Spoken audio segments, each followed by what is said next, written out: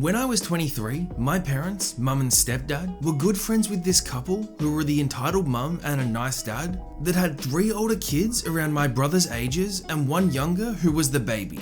After they moved away, there was an annual friends barbecue and few birthdays and holidays were spent together. There has been some drama around the entitled mum, like one day, a super good friend stopped coming to their kids' birthday parties and the entitled mum began to insult her every time we would ask why she wasn't invited anymore, saying things like, "Oh, that slur isn't welcome anymore because she is just another slur." It happened again another time and my mum could never and still could not give us a valid reason. Em was always mama's baby and she would make drama of every flu or tantrum he would ever throw. The kid would have nightmares and cry and she would freak out and film him to show us afterwards just how scary and stressful her life was. They even once gave the kid his brother's room and furnished it from zero because he didn't sleep well in the other room and he needed some change. Now onto the story. Em is 10 at the time, his brother Q is 20, and my stepdad has kids aged 7, 12, and my brothers are 20 and 13. The 2 families decided to rent a cabin for 10 days around Christmas. Everyone arrives at the house and days 1 and 2 are going okay. The entitled mum complains that there is too much walking and her precious baby is tired. My mum and her boyfriend are understanding that not every kid is trained for long walks. But after a few days, we notice that everything is about Em. The entitled mum is cleaning after him and everyone has to be on his meal and sleeping schedule. She is all over him and over us because of the noises or any disturbances. As the kids start to eat snacks outside of the mealtime, my parents ask them all to put dishes in the washer after it as we are all used to. Everyone agrees, but Em never does it. The kids remind him gently and it works for a time, but every time the entitled mum is around, she starts yelling at the kid whom dare criticized her baby and do it herself. At that stage, the house became tense and my parents felt the entitled mum was getting weird about it. The entitled mum starts to lock herself in the bedroom and be even more controlling of Em and berate everyone who dare say anything negative to the kid, even if it's the 7-year-old who asked him for his toy back. When finally, the entitled mum lost her mind on day 3 before dinner. My older brother, who was 20 at the time, says, "Kiddos, who's the dummy who still forgot his bowl full of milk in the sink?" And my mum says, "It's okay, P, but kids, please think about it and do it as you do at home." The entitled mum then chimes in and says, "How dare you speak about my baby like that? He is my kid and he doesn't have to do anything. I'm doing it for him." My mum just says, "It's okay, we're trying to teach them to clean up after themselves." The entitled mum then screams, "No, I don't know what you're trying to do, but my baby isn't doing any of it. Your kids aren't your slaves. I'm treating mine good." The nice dad just says, "Okay honey, maybe we'll figure things out later and you should calm down." The entitled mum, still screaming, says, "No, they are trying to force my baby to clean for everyone. He doesn't have to do anything, he is my baby." The entitled mum's 20-year-old son tries to calm her down too, when the entitled mum freaks out saying, "You know what? I hate you and I never wanted you to be here. I want you to leave."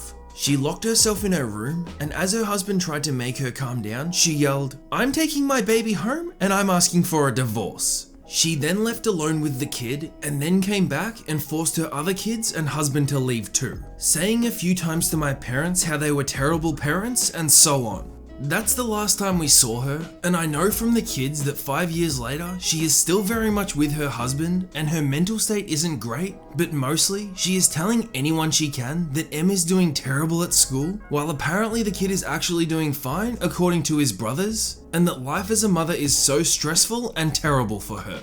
So, I work at a supermarket and one of our regular customers is a woman who comes in with her 2 kids and buys an absolutely obscene amount of cereal whenever it's on sale. Now, when I say an obscene amount, I don't mean 10 or 20 boxes at a time. No, she's not here for Mathwell problem level amounts of cereal. She comes in and buys anywhere from 50 to 300 boxes at a time. Her and her kids usually come to the back room door with 3 shopping carts and ask for 19 to 15 cases of cereal depending on how much we have left in stock. She's gotten denied service a few times, like the time she tried to buy an entire pallet of cereal, 5 boxes per transaction, the day before Thanksgiving. Management cut her off after 18 transactions, 90 boxes, because her order was holding up the lines for 3 of our 7 operational registers, with 3 of our registers being broken at the time. The stock department manager absolutely despises this and has told the woman on multiple occasions that if she's going to purchase more than 3 cases of cereal, she has to call a few days before she comes in so that he can order extra cereal.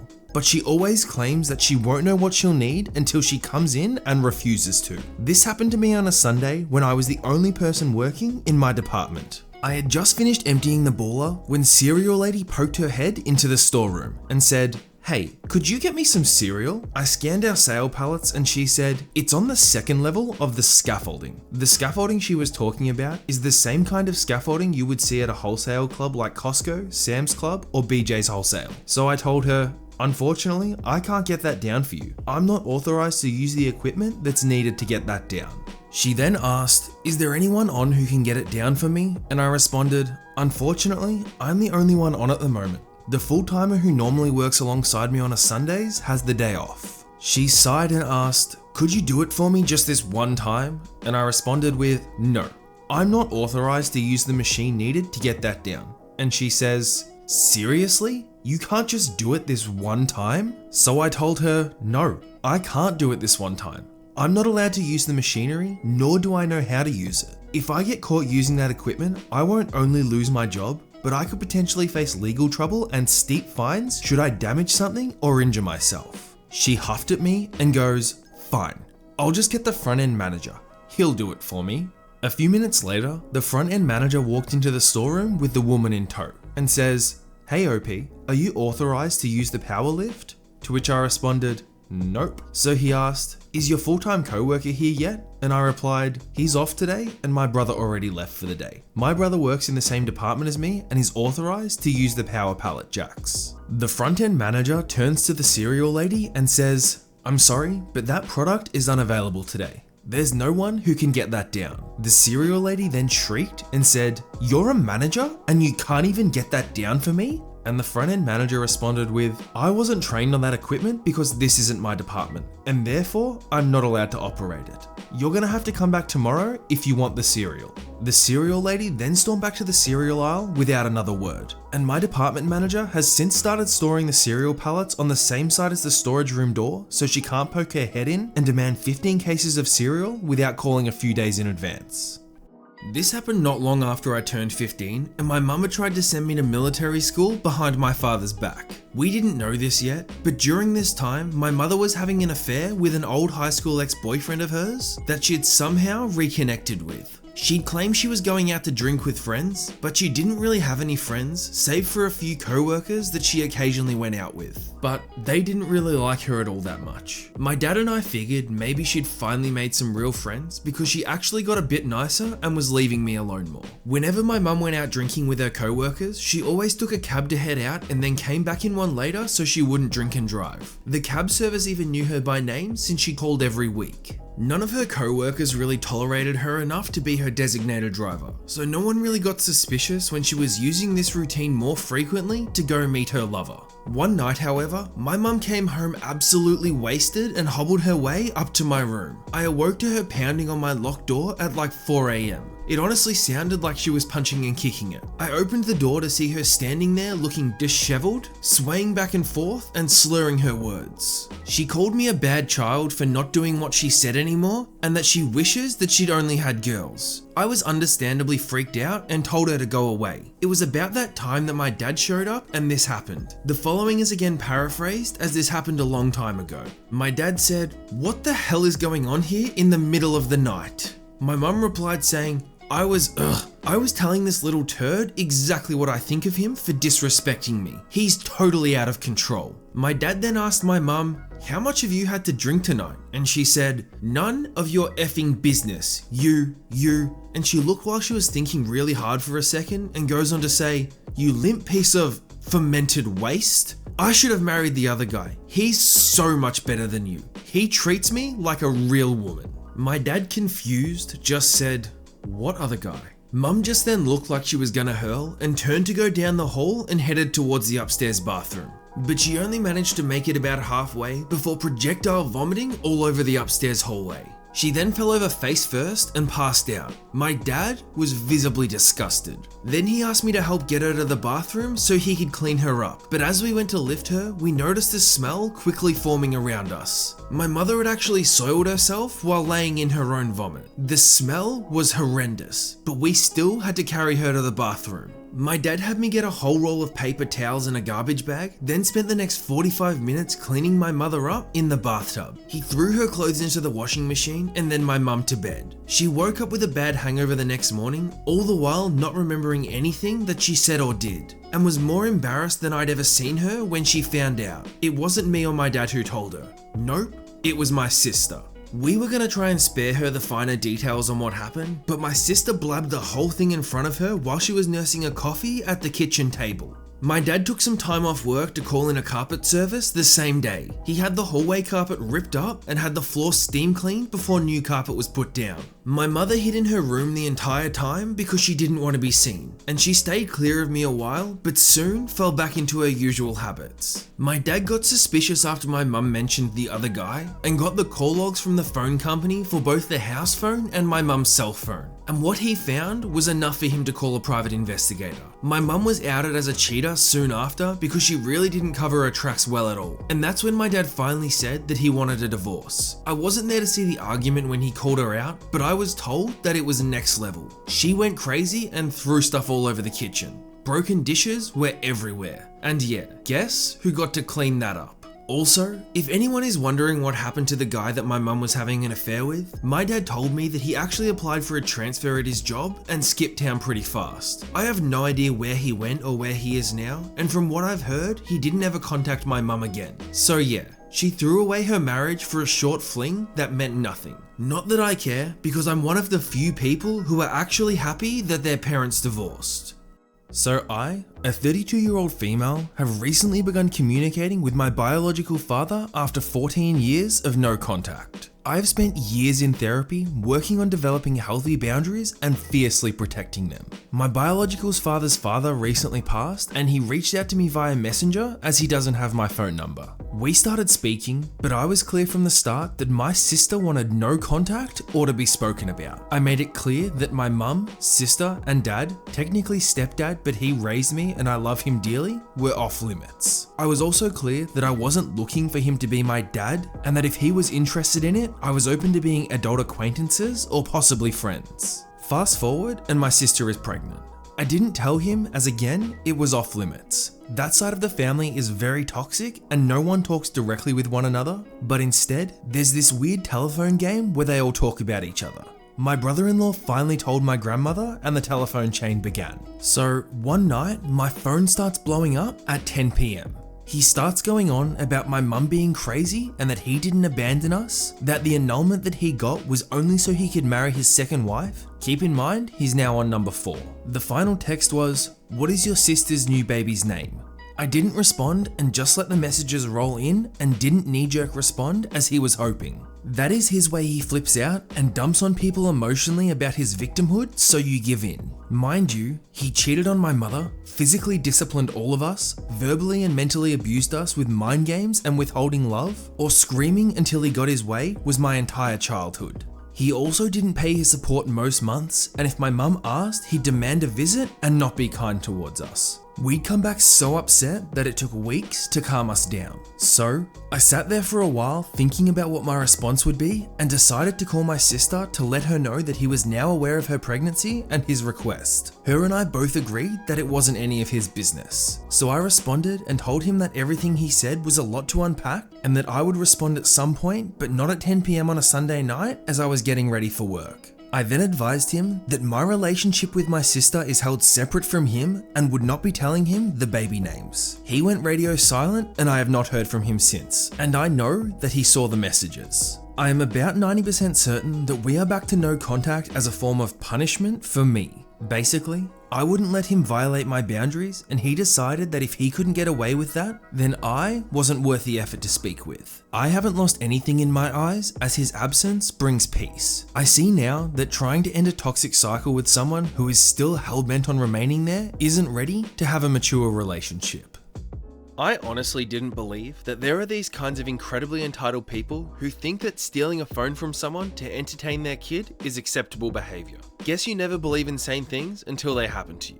For a little context, I work as a security consultant for a fairly paranoid company, which is kinda understandable considering the sensitive nature of our work and the kind of clients that we usually have, but it leads to a zero crap taken policy. Yesterday, I took a day off to deal with some of that lovely government bureaucracy. I'm sitting in an office, a government office no less, and waiting for an appointment. It's hot, it's kinda humid, and the kids forced to wait there with their parents are cranky, and I'm reading and answering emails on my phone since there ain't much else to do anyway. The entitled kid comes up to me and says, "What you playing?"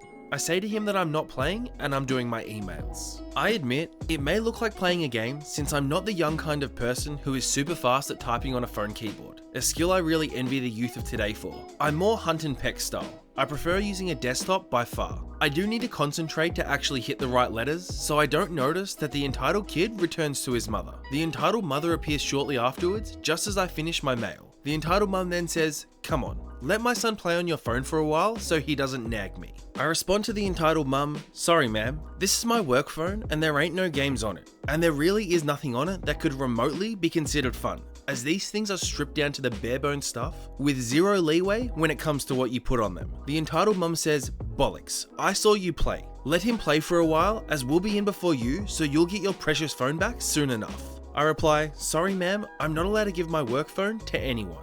And that is no lie. On my phone, some rather sensitive information is potentially accessible. It does take a few extra steps and you need to jump through a few additional access hoops, but as said before, my company is a bit paranoid when it comes to this, and we're only allowed to use our phone to access corporate information in what is considered a controlled environment. I'm, as said above, in a government building with an additional feature that will become apparent soon. It doesn't get any more controlled than that.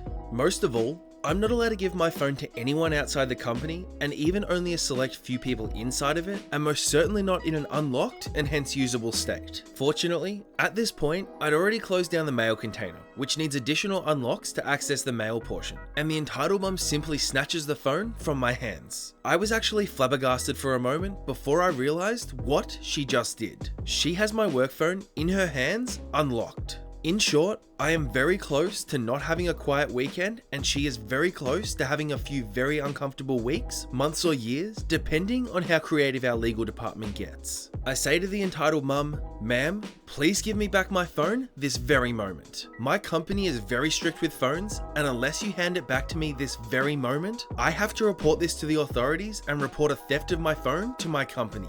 They will press charges. Please ma'am, please give me that phone back." She waves it off and tells me not to be a baby as she hands my phone to her son, telling me that I'll get it back as soon as it's their turn to go in, and says, "It's not like we're leaving with your precious phone." I say to her, "Ma'am, for the last time." But actually, him pushing a button on the phone would have already required me to report it as stolen and tampered with, but I'm at this point willing to assume that a child about 7 or 8 years old is not trying to steal trade secrets or steal or tamper with security reports, and continue by saying, "I'll have to call the police if you do not hand the phone back to me right now." The entitled mum glowers at me and then asks in an incredibly sassy tone, "Yeah? How you gonna call the police without your phone?" I sigh, pull out my private phone, which actually does contain a few games, and frankly, if she'd asked any nicer, I would have let her son play with it, even if he breaks it, no big deal, and dial the not quite an emergency police number and report what's going on. All while the entitled mum is glowering at me,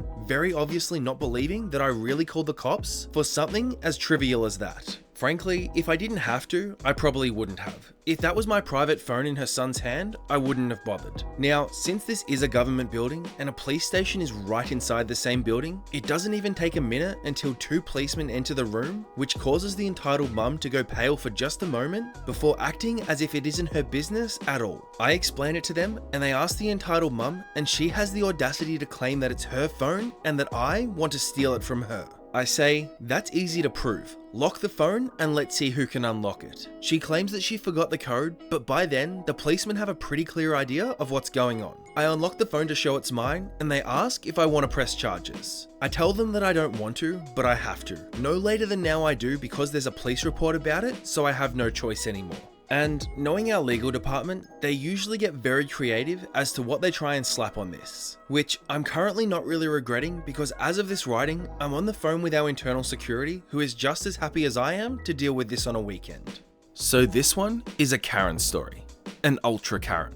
This happened about 5 minutes ago on the bus going into the city. There's a mum with 4 kids. One of them a toddler, the rest under 10. None of them are wearing masks because, of course they aren't. It's way too warm, 35 degrees, so clearly they're exempt. I was sat a few seats further down in the bus with my Switch playing Animal Crossing because it's an hour-long ride and I needed a distraction. It's worth noting that this is the second Switch in my bag because I'm on my way to get my partner. One of the kids, around 7 years old, comes over and looks at my screen. He asks very politely if he can play, and I explain that unfortunately, I can't let him play due to distancing, and he can't sit next to me to do so. He doesn't seem to mind and goes back to his mum. Then, I hear this. The kid says to his mum, "Mummy, she has a Switch. I'd like a Switch." The entitled mum then says, "I'll ask if you can play." The entitled mum comes over to me and I explain again that he can't sit next to me to play because of distancing, so he can't have a go. She clearly doesn't like this and starts berating me about how I'm too old, I'm 25 by the way, and how I shouldn't be playing in public transport if I'm not willing to let kids have a go. She then spots the second Switch in my bag and offers to buy it off me for £50. I politely explain to her that it's my partner's and that it isn't for sale. Even if it was, it wouldn't be for £50. She goes completely silent, then attempts to reach into my bag to grab it. I have somewhat quick reflexes, so I pushed her hand away and she's now fuming that I hit her. While this was going on, the nice kid and his awful siblings are all watching the exchange, some with delight, him with horror. The toddler during this interaction has been playing loud music, but clearly attempting to take my Switch is my importance. I asked her to leave me alone and attend to her kids instead. She told me that she would tell the bus driver that I stole her Switch if I didn't give her one, and I just shrugged and went back to my game. She's now glaring at me from her seat, and I've pulled up the receipts just in case. I've befriended with a grandma across the aisle, and we're communicating with eyebrow and shoulder expressions.